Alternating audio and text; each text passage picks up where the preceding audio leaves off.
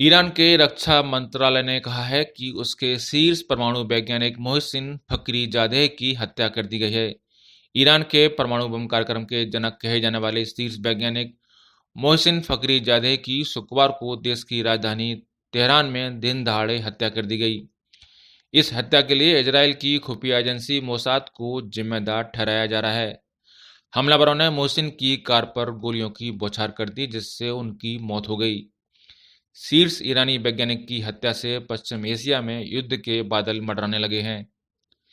मिली जानकारी के मुताबिक उन पर राजधानी तेहरान से सटे शहर अफसाड में हमला किया गया। हमले के बाद फखरीजादेह को स्थानीय अस्पताल में ले जाया गया, लेकिन उनकी जान नहीं बचाई जा सकी।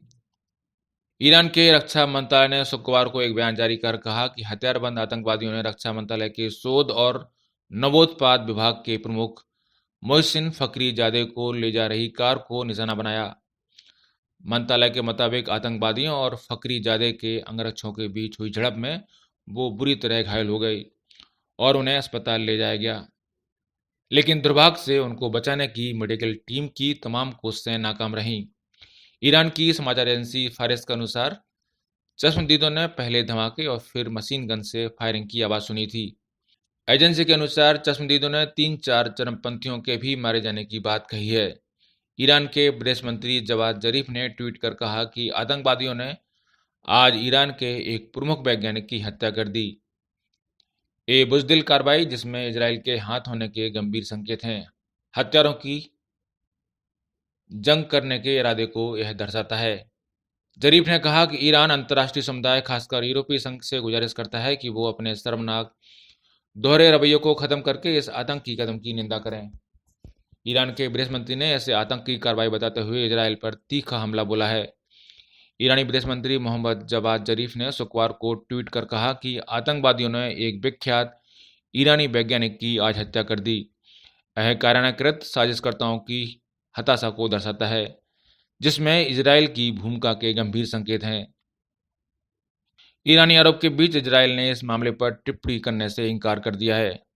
शीर्ष ईरानी वैज्ञानिक की यह हत्या ऐसे समय पर की गई है जब पिछले दिनों खबरें आई थीं कि अमेरिका का डोनाल्ड ट्रंप प्रशासन जो बाइडेन के सत्ता संभालने से पहले ईरान के परमाणु स्थलों पर हमले की योजना बना रहा है। बाइडेन प्रशासन ईरान के साथ परमाणु कार्यक्रम को लेकर हुए एक बहुउद्देशीय समझौते में फिर से शामिल होना चाहता है। इस समझौते से ट्रंप वर्ष 2018 में हट गए थे। यह हत्याकांड ऐसे समय पर हुआ है जब कुछ दिन पहले ही इजराइल के पीएम, अमेरिका के विदेश मंत्री और सऊदी अरब के राजकुमार ने एक गोपनीय बैठक की थी। यह हत्याकांड ऐसे समय पर हुआ है जब कुछ दिन पहले ही इजराइल के पीएम, अमेरिका के विदेश मंत्री और सऊदी अरब के राजकुमार ने एक गोपनीय बैठक की थी। बताया जाता है कि फखरीजादेह ने ईरान के तथाकथित परमाणु हथियार अमाद और होप कार्यक्रम का नेतृत्व किया था। फखरीजादेह के ऊपर यह हमला अफसाड शहर में हुआ। यह इलाका तेहरान से करीब 50 मील दूर है। ईरानी समाचार एजेंसी फॉर न्यूज की रिपोर्ट के मुताबिक प्रत्यक्षदर्शियों ने जोरदार धमाके की आवाज़ सुनी। उसके बाद जमकर गोलियां चलीं।